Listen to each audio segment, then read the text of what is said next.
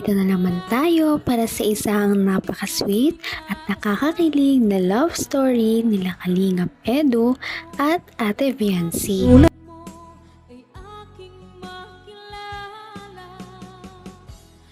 Sa pagpapatuloy ng istorya ni Kalingap Edu at ni Viancy ay tumungo ang Kalingap team sa lupa na bibilhin ng pamilya nila Viancy.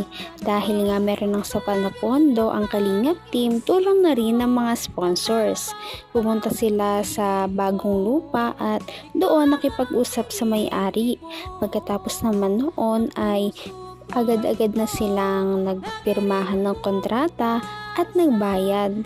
Sa pagbabayad ng bahay nila Viancy ay sinamahan si Viancy ng kanyang papa para tingnan ang lupa. Kaya naman lubos ang pasalamat ng papa ni Viancy at ni Viancy sa Kalingap team. Sa wakas daw ay makakatulog na sila ng mahimbing nang hindi natatakot sa bagyo at malalakas na alon. Sa Leo D fans, thank you so much po sa inyo. At yung sobra po, sa pabahay po natin gagamitin. Yan po. Ay, tago po yan tan. So ito na po. Oh, 200,000. Bilangin niyo po Bilangin niyo po. Kasi yan, winadraw ko lang po yan, ganyan. Paguli daw yun. Tara, bilangin natin.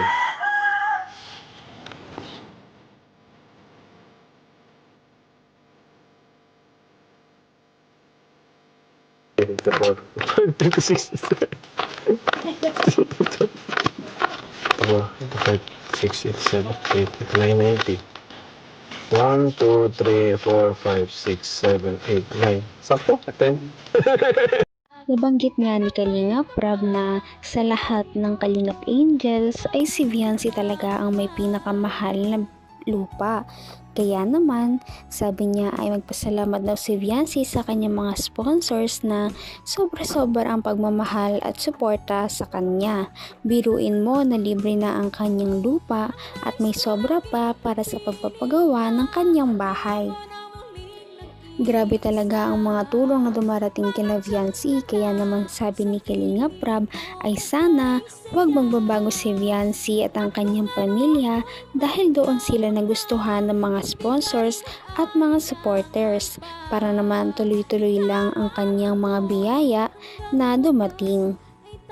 Bukod doon, sabi naman din ni Kalingap Rab na deserve ni Viancy at ng kanyang pamilya ang mga blessing sa dumarating dahil sila ay mapubuting mga tao. Kumusta ang pag-miss mo? Hindi naman po. Medyo nakakaya po kasi ang dami po dun. Kaya nga din ako pumunta dun eh. At pinoprotektahan ko ang sarili ko. Siyempre, ayaw ko masaktan Bakit naman po? Ayan, doon. Wala, baka di ko lang gusto yung nakita ko, kaya ako na lang nag-adjust. Saka, biglaan din kasi yung mo nun eh. Nagulat ako, mismo pang umaga pala yun. Okay na nga po yun, hindi kayo napapunta. Bakit ayaw mo talaga akong pumunta doon? Opo. Ginalingan mo doon? Kung nanonood pa kayo. Ginalingan ko po siguro masyado. Ito lang. Ginalingan mo? Pagka-uwi nga nila Viancy ay nagulat siya dahil bumisita pala sa kanya si Kalingap Edu noong araw na yon. Talaga namang umpo muna sila at nag-usap-usap. Napag-usapan nila ang pag-news ni Viancy na talagang successful naman dahil napakaganda ni Viancy noong araw na yon. Kaya nga lang ay hindi nakapunta si Kalingap Edu dahil feeling daw niya ay magsiselos lamang siya. Sabi naman ni Viancy ay kung pumunta sana si Kalingap Edu noong araw na yon ay mas ginalingan niya pa. Kaya naman kinilig talaga ang mga supporters sa mga sinabi ni Viancy na para bang nagpapahiwatig siya na gusto niya na rin talaga si Kalingap Edu. Pagkatapos noon ay inalala nila ang mga huling nangyari noong huli silang magkita dahil noong nakaraan nga ay tumalon si Kalingap Edu sa mataas papunta sa ilog para lang patunayan kay Viancy na tunay ang kanyang nararamdaman. Ay, nako pala. Tungkol dun sa ginawa ko nung nakarang vlog. Tumalon ako sa bangin. Joke. Siguro naman, naniniwala ka na, no? Grabe. Ginawa ko talaga yun. Para sa'yo. Alam mo, sa'yo ko lang yung ginawa. At sayang ko lang din talaga yung gagawin. Kasi iba kayo. Ibang iba.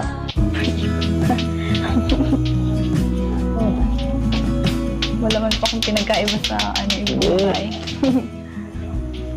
Ikaw yun eh. Ikaw yun si Beyonce. Talaga namang natatangi daw talaga si Viancy para kay Kalingap Edu dahil siya lamang ang babae na ginawa niya ng ganoong bagay. Talagang tumalon siya sa isang ilog para lamang patunayan kay Viancy ang kanyang nararamdaman ay totoo at hindi ito para lamang sa content o vlog-vlog lang. Sabi pa nga ni Kalingap Edu na swerte daw talaga siya kay Viancy dahil sa napakaganda na nito, maalaga at mapagmahal pa sa kanyang pamilya. Kaya naman, nagsiselos daw talaga siya kapag may mga ibang tumitingin kay Ate Viancy. Ganon pa man ay wala na daw siyang magagawa dito, kundi suportahan na lamang si Viancy sa mga gusto niyang gawin. Kaya naman nataranta si Viancy sa mga sinasabi ni Edu. Swerte ko sa'yo, no? Kung sakali lang na mas mag-improve yung ganito, yung relationship, diba? Yung samahan, napaka-swerte ko. Swerte ng lalaki. Bakit naman po?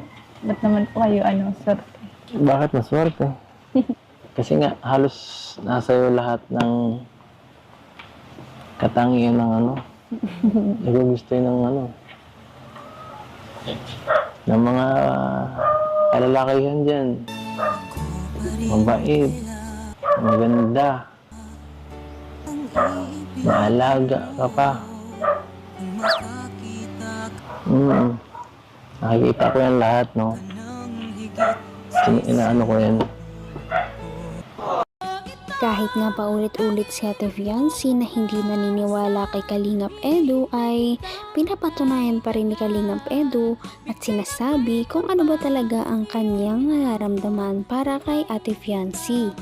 Si Viancy naman ay kitang-kita na parang mahuhulog na rin kay Kalingap Edu dahil nga sa bait din nito at pagiging matulungin sa kanyang kapwa. Sabi pa nga ni Viancy na baka gutom lang yan ni Kalingap Edu, kaya naman sinubuan niya si Kalingap Edu ng isang turon para naman manahimik na daw ito. Ngunit ito ay pabiro lamang. Kanina pa nga hindi mapakali si Viancy, ngunit maya-maya ay sinabi na rin niya ang kanyang tunay na nararamdaman. Hindi naman, no?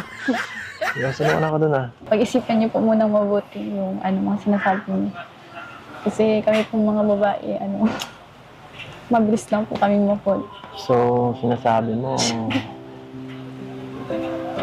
tama ba yung narinig ko? Baka ang mga babae po kasi mahina po ang emosyon. Kaya dapat po yung mga lalaki, Ano? seryoso po pag sa mga ganyan. Kasi siyempre ayaw po namin masaktan.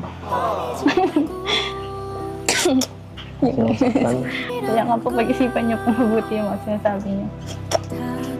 Ang tagal ko nang pinag-isipan, eh. Oo naman. Hindi naman ako kagaya ng iba nito dyan, no? Na Grabe nga ang sinabi ni Viancy dahil ngayon lang siya nagsabi ng mga ganito kay Kalingap Edu. Tanda ba to na parang na-fall na rin talaga siya sa mga ginagawa ni Kalingap Edu? Dahil sinabi niya na sana ay totoo ang kanyang mga pinapakita at hindi ito laro-laro lamang dahil ang mga babae daw ay mabilis ma-fall kapag pinakitaan ng mga magandang gawain. Hindi naman natin masisisi si Viancy dahil gusto niya lamang protektahan ang kanyang mga nararamdaman. Gusto niya na kapag siya ay nagmahal ay talagang totoo at walang halong biro o para pang content lang. Sinabi naman ni Kalingap Edu na ang kanyang mga nararamdaman ay totoo at hindi siya kagaya ng iba na manloloko lang. Kaya naman, sana ipatuloy natin silang suportahan at mahalin si Viancy, si Kalingap Edu at ang Kalingap team. Yun lamang at maraming salamat sa panonood. Abangan natin kung magkakatuluyan ba talaga si Kalingap Edu at Viancy. Hanggang sa muli. Bye! Ngayon'y abot